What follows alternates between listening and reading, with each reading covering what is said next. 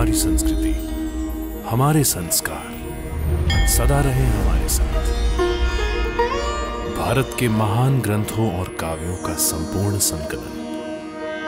Subscribe करें तिलक। कई तरीके की एलईडी लाइट्स आपके घर और ऑफिस के लिए। GR LED lights, make India bright.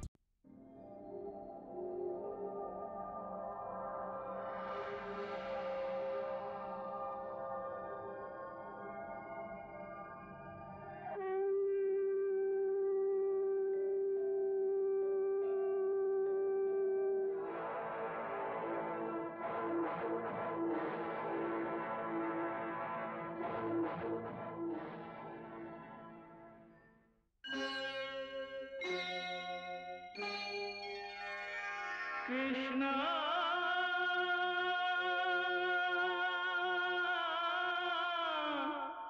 Krishna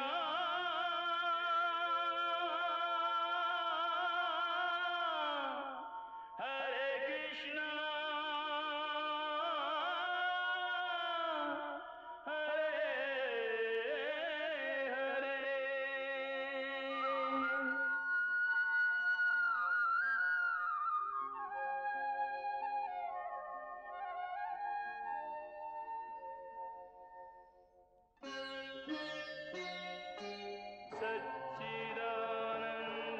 सच्चिदानन्दरूपाय विश्वोत्पत्त्यादिहेतवे तापत्रयविनाशाय श्रीकृष्णाय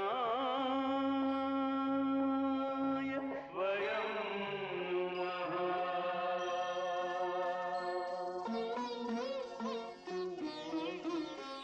कृष्ण गोविंद हरे मुरारे, हे नाथ नारायण वासुदेव। हरे कृष्ण राधे राधे कृष्ण कृष्ण कृष्ण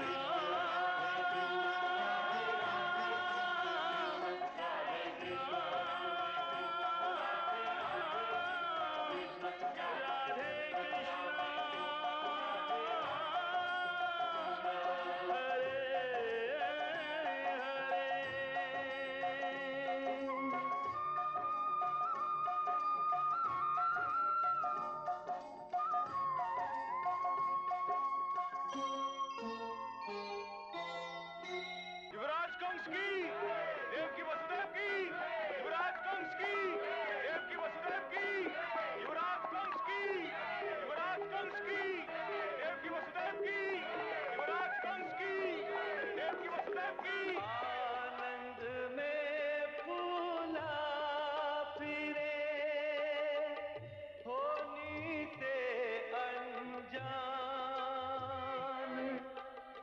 क्या है अगले मोड़ पर ना जाने इंसान कितना है नादान।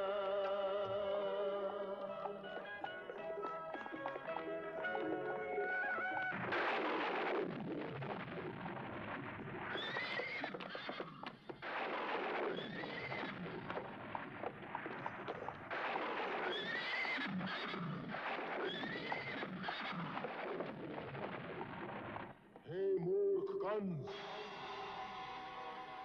हे मूर्ख कंस, हे मूर्ख कंस, कौन है हमें इस प्रकार संबोधन करने वाला? कौन है जिसे अपने प्राणों का मोह नहीं रहा? सामने आ जाए। हे परम मूर्ख कंस, ये क्रोध करने का समय नहीं। तू अपने भाग्य में अपने हाथों आग लगाने जा रहा है। हे मूर्ख, जिसे तू इतनी प्रसन्नता से रथ में बिठा कर ले जा रहा है, उसी देवकी के 8वें गर्भ की संतान तुझे मार डालेगी।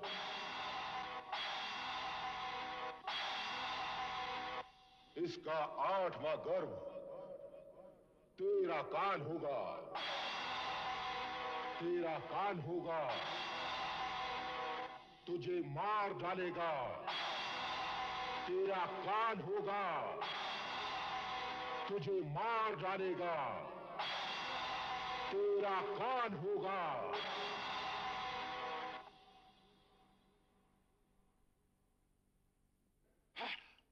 मेरा काल मुझे मार डालेगा, देवकी का अष्टम गर्भ मुझे मार डालेगा।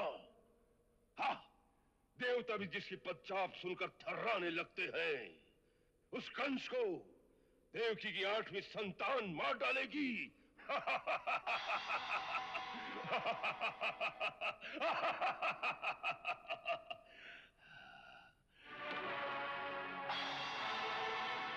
मैं अपने मृत्यु के मूल कारण को ही ध्वस्त कर दूंगा। ना रहेगी देवकी, ना होगी उसकी 8वीं संतान।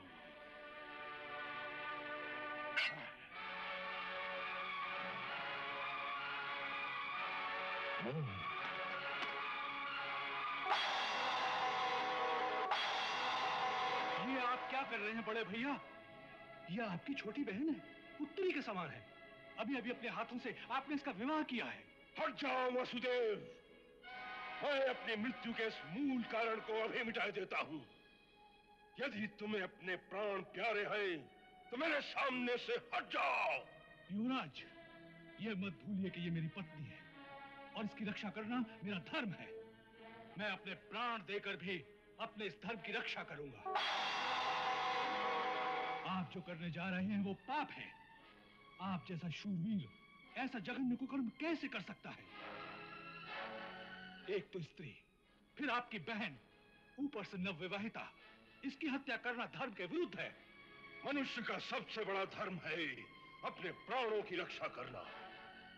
जब अपने प्राण संकट में हो तो मनुष्य अपने बचाव के लिए कुछ भी करे, वो अधर्म नहीं होता। इसीलिए जो मेरी मृत्यु का कारण हो सकती है वो जीवित नहीं रहेगी, क्योंकि कंस नहीं मर सकता। कंस कभी नहीं मर सकता। संसार में ऐसा कोई नहीं है जो कभी नहीं मरता। यदि मेरे और देवकी के प्राण लेने से आप अमर हो सके, काल की पकड़ से बाहर निकल सके, तो हम दोनों इसी क्षण अपने प्राण आप पर न्यौछावर कर देते। परंतु प्रकृति का यही नियम है कि जन्म लेने के साथ ही प्रत्येक जीव की मृत्यु भी जन्म ले लेती है। उसका काल निश्चित हो जाता है। इसीलिए आप जैसे शूरवीर को ऐसा जघन्य कुकर्म नहीं करना चाहिए जिससे संसार में लोक निंदा हो और परलोक में जाकर अधोगति प्राप्त होकर घोर नरक में जाना पड़े। मुझे लोक निंदा और नरक का भय न दिखाओ। कंस कभी भयभीत नहीं होता। तो फिर इस अबला से इतना भय क्यों? ये बेचारी तो आपको मार भी नहीं सकती। परंतु इसकी संतान, सुनी नहीं तुमने आकाशवाणी? ठीक है, देवकी से कोई आपको भय नहीं। भय है तो केवल इसकी संतान से। जैसा कि आकाशवाणी ने कहा, तो मैं आपको वचन देता हूं, देवकी को छोड़ दीजिए। मैं महाराज शूरसेन का पुत्र वसुदेव प्रतिज्ञा करता हूं कि देवकी की प्रत्येक संतान को जन्म लेते ही मैं स्वयं अपने हाथों से लाकर आपको सौंप दूंगा। फिर आप चाहें तो इसका नाश कर सकते हैं, मुझे कोई आपत्ति नहीं होगी। मुझे धोखा देकर मथुरा से भाग जाना चाहते हो? नहीं युवराज, मैं ये भी वचन देता हूं कि जब तक 8 संतानों का जन्म नहीं हो जाता, हम दोनों मथुरा छोड़कर नहीं जाएंगे।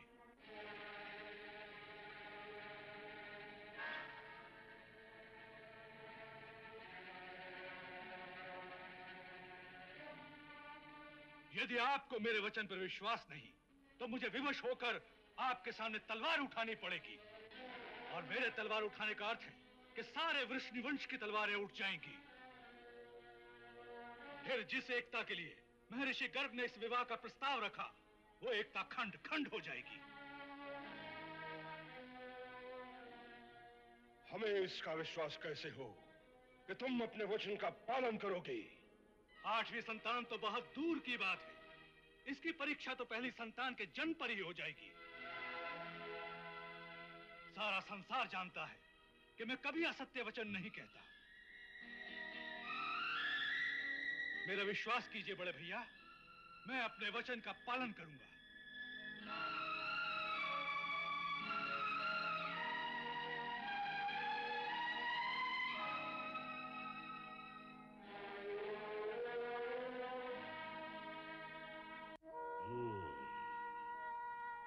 कुमार वसुदेव, यदि तुमने हमारे साथ विश्वासघात किया तो हम तुम्हारे समेत सारे वृष्णि वंश का मूल नाश कर देंगे। और तुम जानते हो कि कंस में इतनी शक्ति है। सेनानायक। जी राजकुमार।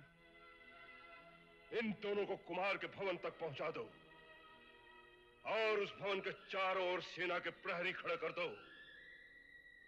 हमारी आज्ञा के बिना किसी को इनसे मिलने न दिया जाए। इन दोनों को भवन से बाहर निकलने की आज्ञा नहीं है।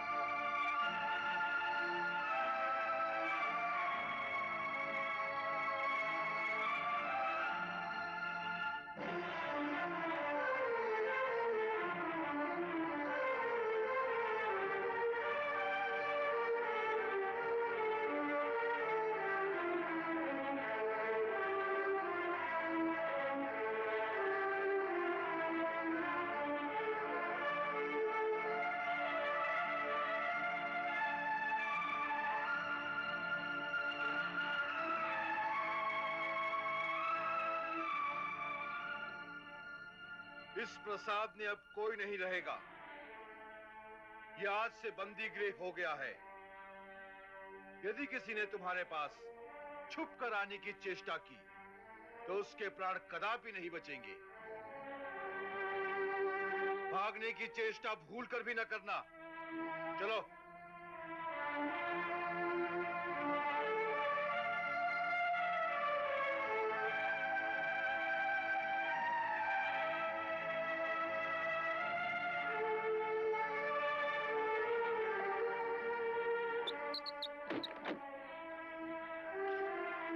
युवराज कंस की आज्ञा के बिना किसी को भी अंदर न जाने दिया जाए। जो आज्ञा।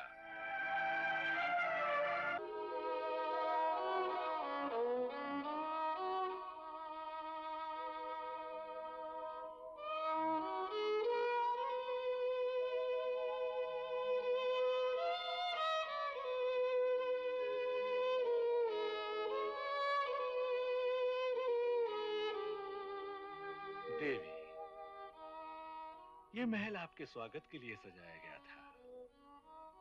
आप भी क्या याद रखेंगे कि ससुराल में कितना भव्य स्वागत हुआ। अपने घर में आने पर स्त्री को स्वागत से अधिक सुरक्षा की आवश्यकता होती है। सो आपकी स्थिरता और आपका धैर्य देखकर मैं अपने को पूर्णतया सुरक्षित पाती हूँ।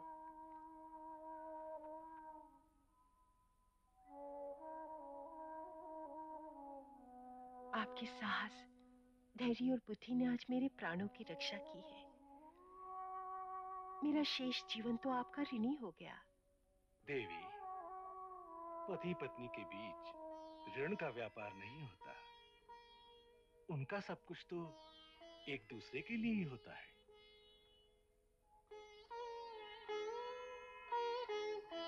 आप सचमुच महान हैं। ये झूठ है। हमें विश्वास नहीं होता कि कंस ऐसा नीच कर्म करने की सोच सकता है। अपने हाथों अपनी छोटी बहन का वध करेगा? नहीं, वो तो उसे सबसे अधिक प्रेम करता है। महामंत्री, आपकी सूचना सत्य नहीं हो सकती। क्षमा करें महाराज, ये सारा कांड अंगरक्षक सैनिकों के सामने हुआ है, कोई एकांत में नहीं हुआ। इसलिए ये सूचना मिथ्या नहीं हो सकती। ठीक है, हमने उसे बुलवा भेजा है। अभी पता चल जाए।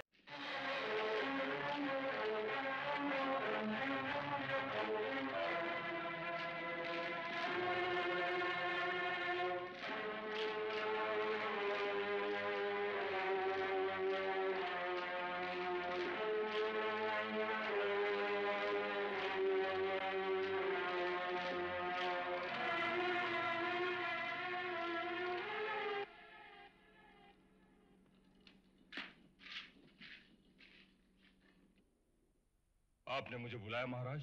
हाँ, क्या यह सत्य है कि तुम देवकी का वध करने जा रहे थे? जी हाँ, यह सत्य है। तुम्हें लज्जा नहीं आती इस बात को स्वीकार करते हुए? ऐसा महापाप कोई सोच भी नहीं सकता। एक स्त्री, फिर बहन, उस पर तलवार उठाते हुए तुम्हारे हाथ नहीं कांपे? धर्म धर्म का कोई विचार नहीं आया तुम्हें? सबसे बड़ा धर्म है अपने प्राणों की रक्षा करना। इसलिए यदि मुझे किसी से भी अपने प्राणों का भय होगा, चाहे वो स्त्री हो या बालक, उसका वध करना ही मेरा सबसे बड़ा धर्म है।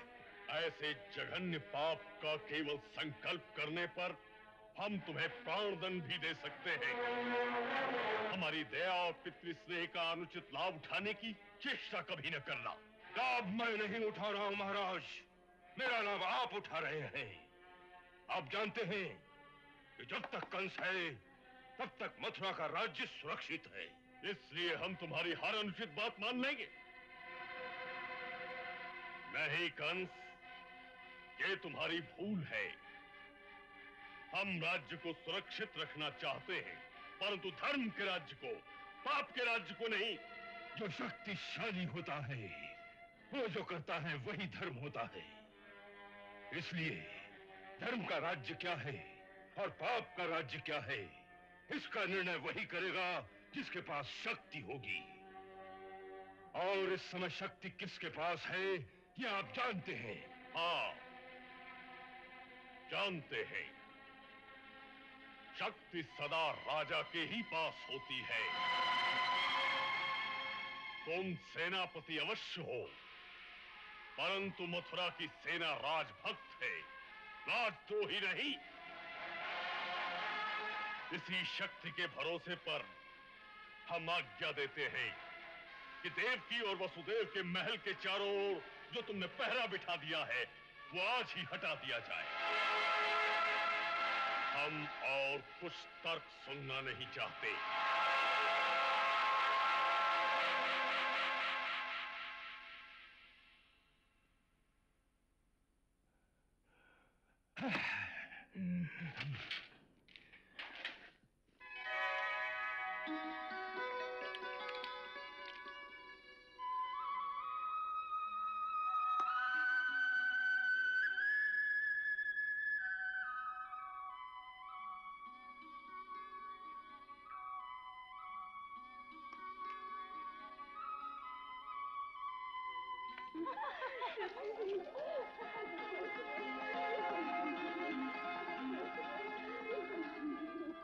श्वेतपाल जी, स्वामी तुम लोग अंदर कैसे आ गए?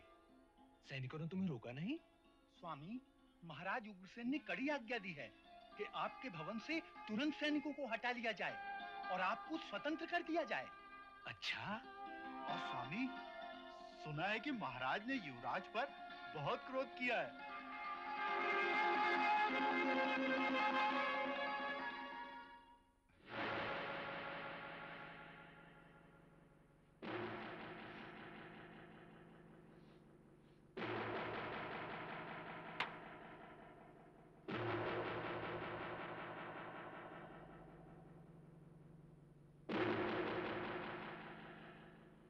सबके सामने हमारे सेनापति का ऐसा अपमान, महाराज की इतनी हिम्मत क्या अक्रूर और सत्यकादि के बलबूते पर हो गई है? इन सब विष्णु वंशियों को बंदी बना लेना चाहिए। नहीं, ऐसा करना बहुत बड़ी भूल होगी।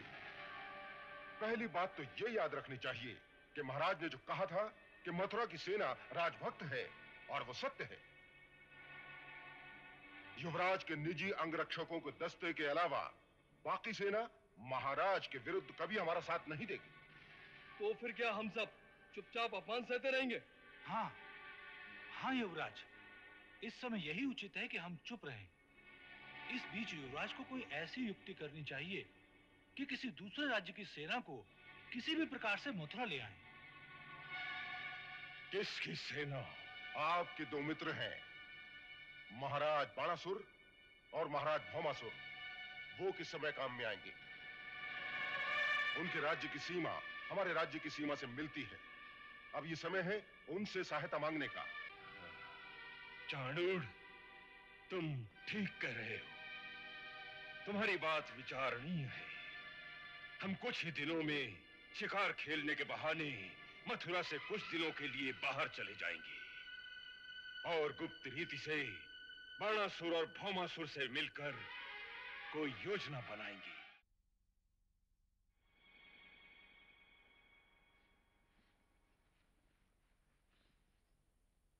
जोहार महाराज। आओ अक्रूर जी, पधारो। कहिए, क्या समाचार है? समाचार तो सब आप भी जानते हैं महाराज। इस समय कुमार वसुदेव और देवकी की रक्षा का प्रश्न है महाराज। उन्हें तो महाराज उग्रसेन ने मुक्त कर दिया है। भय हमें महाराज से नहीं, कंस से है। आज भले ही वो महाराज उग्रसेन के सामने दब गया है, परंतु वो पापी कुमार वसुदेव और देवकी को निश्चिंत नहीं रहने देगा। उसके हाथों वो दोनों कभी सुरक्षित नहीं रह सकते महाराज। तो आप क्या करेंगे? कि इससे पहले कंस कोई और चाल चले, हमें कुमार वसुदेव और देवकी को इसी समय मथुरा से निकालकर किसी सुरक्षित स्थान पर पहुंचा देना चाहिए। महाराज, अक्रूर जी का ये प्रस्ताव उचित है, इसे स्वीकार कर लीजिए।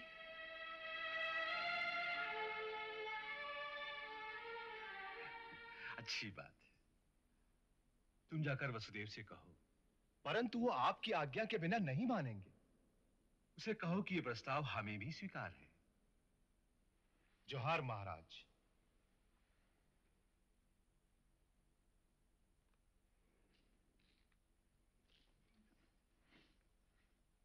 आप समझने की कोशिश कीजिए कुमार। आपका यहां से निकलकर किसी सुरक्षित स्थान पर जाना आवश्यक है, तभी तो भविष्यवाणी सत्य हो सकेगी। आप भविष्यवाणी को सत्य मानते हैं? अवश्य। तो फिर जिन्होंने भविष्यवाणी की है उसकी सत्ता को नहीं मानते? अर्थात? अर्थात क्या? यदि यह निश्चित है कि हमारी 8वीं संतान कंस का विनाश करेगी, तो फिर यह भी निश्चित है कि हमारी 8 संतानें होंगी। अवश्य। फिर तो यह भी निश्चित हो गया कि हम जहां भी रहें, जैसी भी दशा में रहें, हम जीवित रहेंगे। फिर हमारी सुरक्षा के लिए इतनी भागदौड़ क्यों? परंतु कुमार। अक्रूर जी, भगवान ने किसी मानव के हाथ में किसी दूसरे के जीवन और मृत्यु का अधिकार नहीं दिया। हां, यदि काल ने हमें मारना है तो हम मथुरा छोड़कर जहां भी जाएं, काल हमें वहीं आकर मार देगा। और यदि काल ने हमें नहीं मारना है तो कंस मथुरा में भी हमारा कुछ नहीं बिगाड़ सकता। इसलिए मथुरा छोड़कर जाना मुझे उचित नहीं लगता। आप भाग्यवाद की बात कर रहे हैं, परंतु भाग्य भी तो मनुष्य के पुरुषार्थ से ही बनता है, और पुरुषार्थ करना मनुष्य का धर्म है। जो अपने धर्म का पालन नहीं करता, धर्म उसकी रक्षा नहीं करता। इसलिए आप अपने धर्म का पालन कीजिए। मैं अपने धर्म का ही पालन कर रहा हूं, और इस समय मेरा धर्म यही है कि मैं मथुरा में रहूं। क्यों? क्योंकि मैंने युवराज कंस को वचन दिया है कि मैं और देवकी मथुरा छोड़कर नहीं जाएंगे। अपने इसी वचन को धरोहर रखकर मैंने युवराज कंस से देवकी के प्राण उधार मांगे हैं। इसलिए मेरा धर्म यही है कि मैं मथुरा में ही रहूं। क्या कुमार वसुदेव ने ऐसा कहा? जी महाराज। वाह वाह कुमार वाह, तुम धन्य हो पुत्र, और ऐसे सत्यवादी पुत्र को पाकर हम भी धन्य हो गए। वो कोई पिछले जन्म का ऋषि है, ऐसा सत्यवादी, सत्य का ऐसा साधक, सत्य का ऐसा पुजारी। तभी तो भगवान उसके घर में जन्म ले रहे हैं।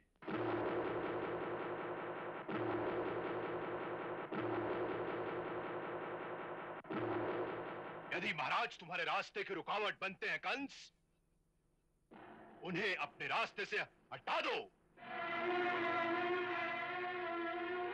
ये कहना सहल है महाराज बाणासुर, लेकिन करना सहल नहीं। तुम सेनापति हो, सेना तुम्हारे अधीन है। हाँ, सेना हमारे अधीन है, लेकिन हमारी भक्त नहीं। मथुरा की सेना स्वामी भक्त है, और वो महाराज उग्रसेन को ही अपना स्वामी मानती है। इसका अर्थ यह है कि हमारे मित्र को किसी दूसरे की सेना की आवश्यकता है। लेकिन ये सैनिक मथुरा पहुंचेंगे कैसे?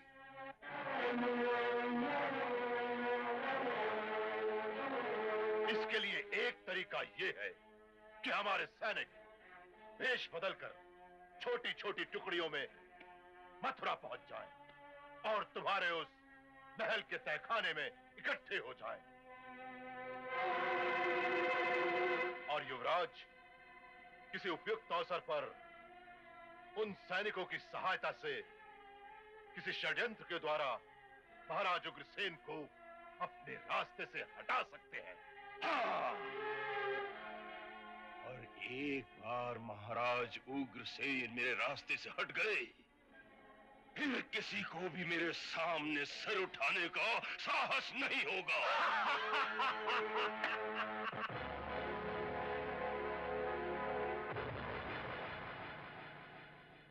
कंस एक काला नाग है। जैसे नाग अपना बदला लेना नहीं भूलता, उसी प्रकार कंस भी अपने इस अपमान का बदला लिए बिना नहीं छोड़ेगा। इसीलिए यह आवश्यक है कि हम कंस की हर चाल पर नजर रखें। मेरे गुप्तचरों ने सूचना दी है कि इस समय कंस महाराज बाणासुर की राजधानी में है, जहां उसके कुछ मित्र राजा इकट्ठा होकर मंत्रणा कर रहे हैं। क्या इसका अर्थ यह है कि सब मिलकर मथुरा पे चढ़ाई कर देंगे? नहीं, इतनी जल्दी नहीं, क्योंकि वो हमारी सेना की शक्ति को अच्छी तरह से जानते हैं। वो ऐसी मूर्खता कभी नहीं करेंगे। फिर मुझे डर है कि खुल्लम खुल्ला युद्ध करने की जगह वो लोग कोई षड्यंत्र रचेंगे।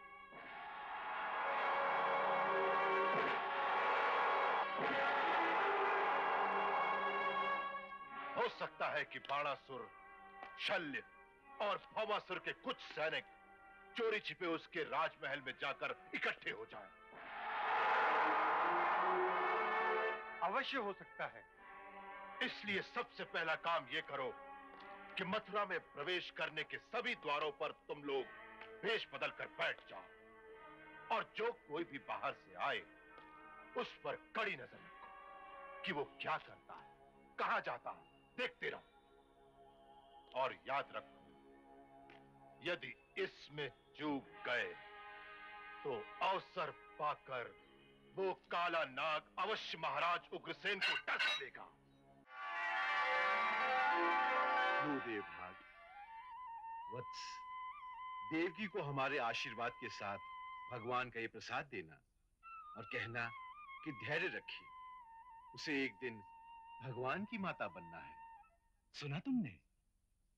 जब माता श्री और पिताश्री को ज्ञात हुआ कि तुमने गर्भ धारण किया है, तो उन्होंने ज्येष्ठ भ्राता श्री के हाथों भगवान का प्रसाद भेजा है और साथ में यह भी कहलवा भेजा है कि देवकी से कहना कि वो यातनाओं से विचलित ना हो, उसे भगवान की मां बनना है। वो धैर्य रखकर अपने पति का साथ दे। पत्नी को पति का साथ देना ही चाहिए, परंतु महाराज से पूछिए कि माता के हृदय को क्या करूं। मैं जानती हूँ कि ये अपने सत्यव्रत होने के कारण मेरी संतान होते ही उसे भैया के पास ले जाएंगे। सत्य कहूं जयश्री, माता होने के नाते मेरा जी चाहता है कि इस प्रसव को जन्म ही न दूं। मेरी कोख में सुख से तो रहेगा। ना देवकी ना, ऐसा मत सोचना, ऐसा मत सोचना। यदि तुम पहली संतान को ही जन्म नहीं दोगी तो तुम्हारे अष्टम गर्भ में तारनहर कैसे अवतार लेंगे? ये धरती पहले ही कंस, जरासंध और भामासुर जैसे राक्षसों के अत्याचार से त्राही त्राही कर रही है। समस्त देवतागण तुम्हारी तरफ आशागत की दृष्टि से देख रहे हैं कि कब वो समय आएगा जब भगवान तुम्हें अपनी माता होने का सौभाग्य प्रदान करेंगे। अतएव अपने अष्टम बालक पर ही दृष्टि रखो और बाकी सात की कोई चिंता न करो। यही अंतर है पुरुष और स्त्री में। अगर आप में माँ का हृदय होता तो आपको पता चलता कि माँ की ममता सारी संतानों के लिए एक जैसी होती है, चाहे उनमें एक भगवान हो और दूसरा सामान्य मूर्ख बालक। माँ की ममता पर सबका एक सा अधिकार है।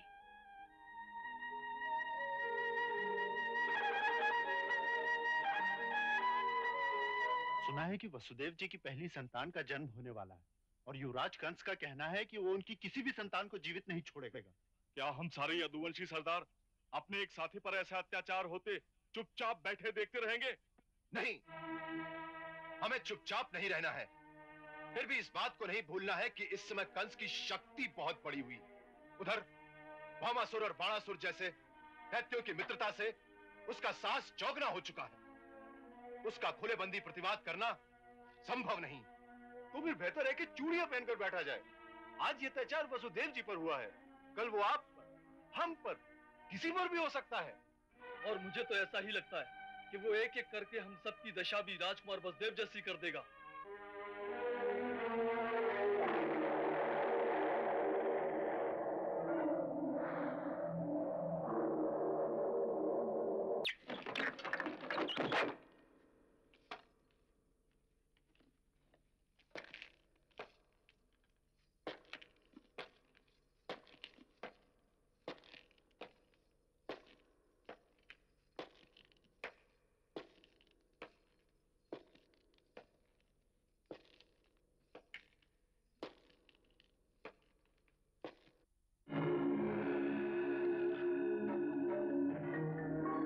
युवराज की जय हो।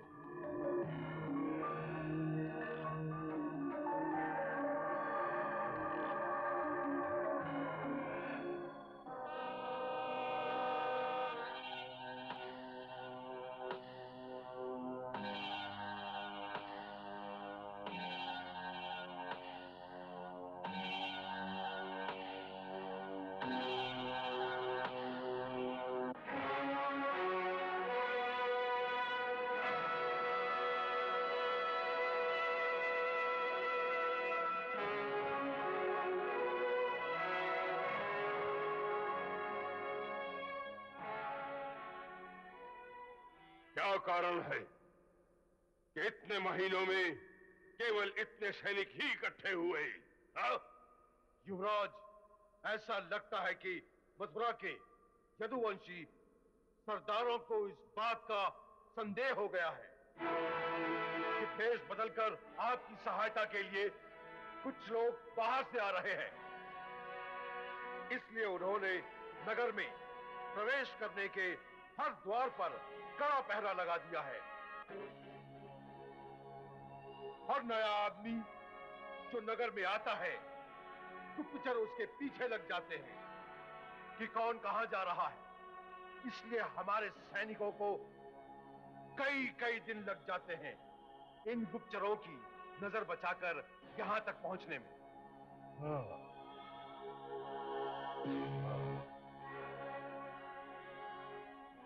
और कितना समय लगेगा? और कितना समय लगेगा? हाँ? ऐसी परिस्थिति में 2-3 महीने तो लग ही जाएंगे।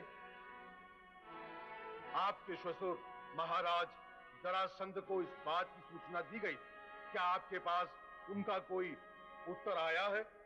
हाँ, कल ही उनका एक गुप्तचर मगध से यहां पहुंचा।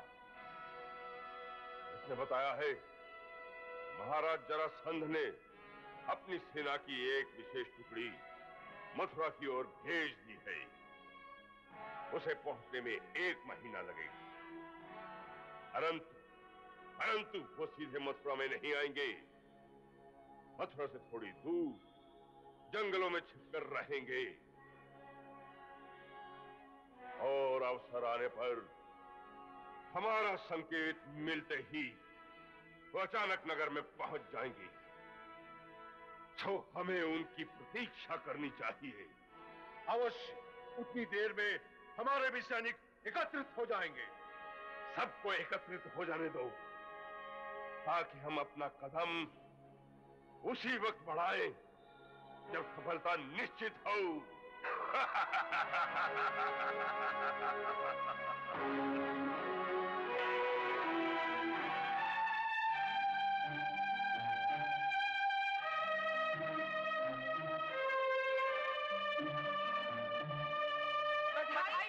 बधाई हो महाराज, बधाई हो। देवी देवकी जी ने एक पुत्र को जन्म दिया है।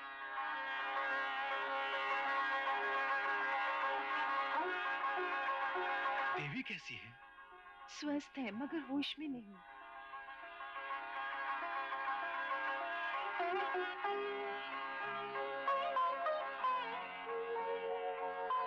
मैं महाराज शूरसेन का पुत्र वसुदेव प्रतिज्ञा करता हूँ, देवकी की प्रत्येक संतान को जन्म लेते ही मैं स्वयं अपने हाथों से लाकर आपको सौंप दूंगा।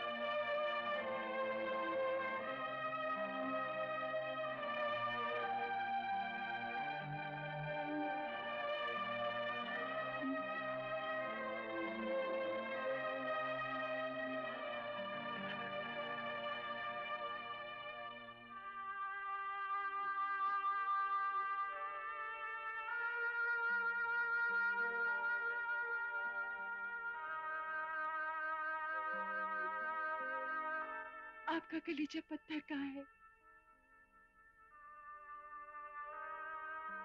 इस नन्हे से बालक को ले जाकर उस हत्यारे के हाथ में दे देना चाहते हैं, परंतु मैं माँ हूँ, मुझे ये कलीजे का टुकड़ा नहीं दिया जाएगा। अभी तो महाराज भी हमारे पक्ष में है, वो कंस भैया को कोई जोर जबरदस्ती नहीं करने देंगे। आप मेरे बालक को ना ले जाइए, ना ले जाइए मेरे बालक को।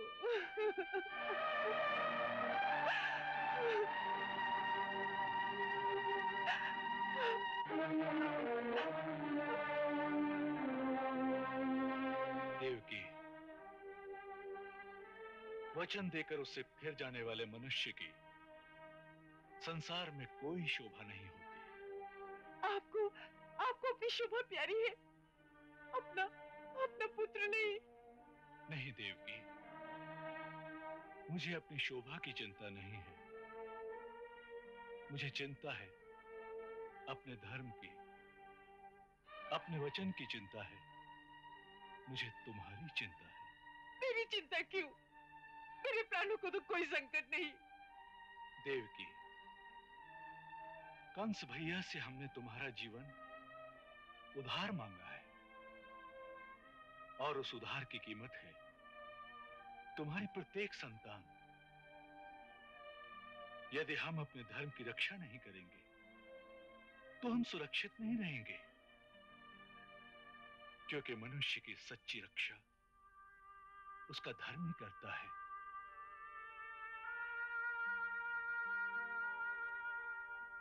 आप पुरुष हैं, स्त्री का हृदय नहीं समझ सकते। नहीं देवकी, यदि तुम ये समझती हो कि अपने पुत्र को अपने ही हाथों मृत्यु के मुंह में धकेलते हुए मुझे कोई पीड़ा नहीं हो रही, तो ये तुम्हारी भूल है। परंतु धर्म का मोल जीवन और मृत्यु से कहीं अधिक होता है, ये तुम्हें नहीं भूलना चाहिए।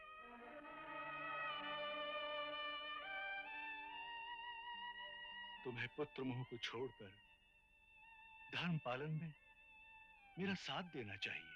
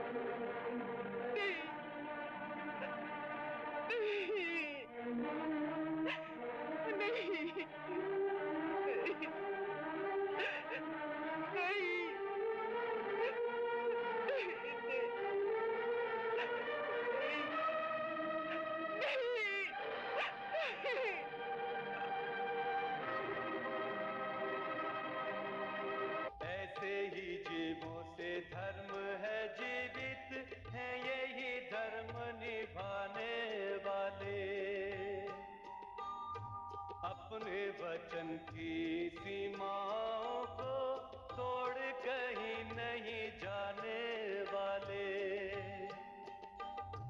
धीरज धारी सत्यव्रत ये प्रण पर प्राण लुटाने वाले, ऐसे ही पुण्यात्माओं के घर नारायण है आने वाले, ऐसे ही पुण्यात्माओं के घर नारायण है आने वाले।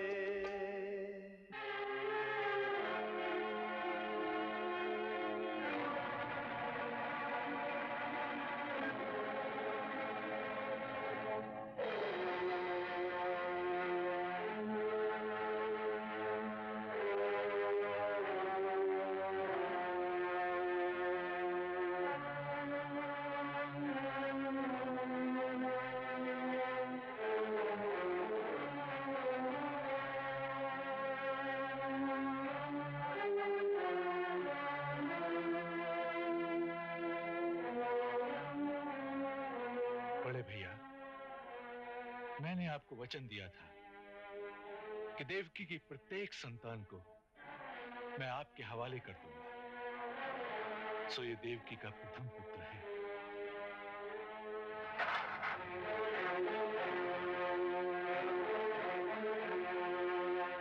इसे स्वीकार कीजिए।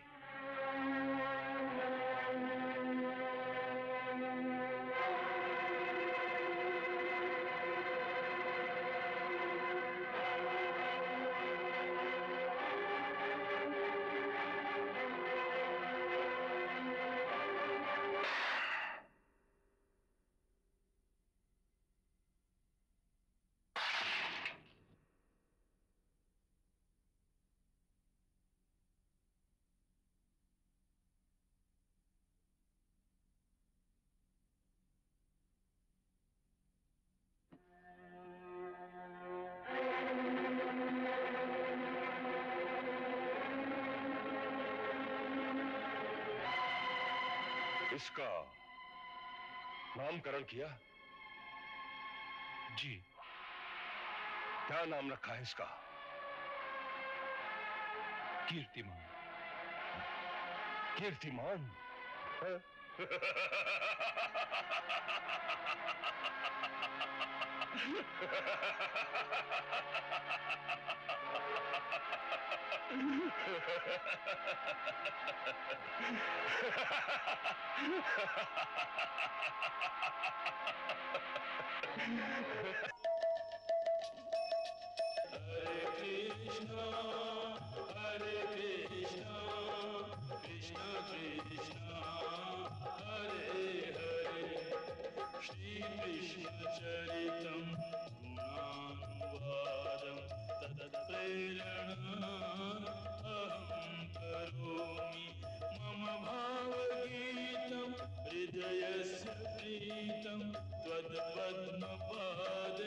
समर्पयामि। हरे राम राम राम हरे कृष्णा कृष्णा कृष्णा हरे कृष्णा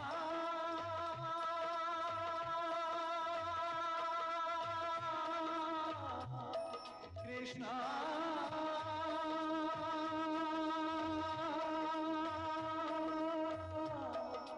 हरे कृष्णा